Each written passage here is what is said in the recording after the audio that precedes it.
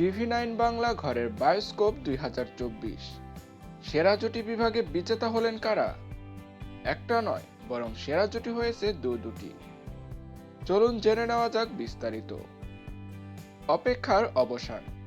টিভি9 বাংলা ঘরের বায়োস্কোপ 2024-এ সেরা জুটির বিজয়ীর নাম এসেছে প্রকাশ্যে। সেরা জুটির মনোনয়নে উঠে এসেছিল 5 জুটির নাম।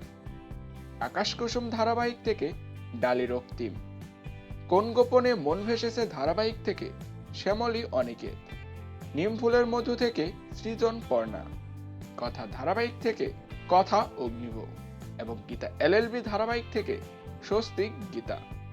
এই 5 জুটির মধ্যে দর্শকদের বিচারে সেরা জুটির পুরস্কার পেল কথা অগ্নিব এবং সিনে বিশেষজ্ঞদের বিচারে সেরা জুটির পুরস্কার পেল আকাশ কুসুম ধারাবাহিকের ডালি রক্তিম।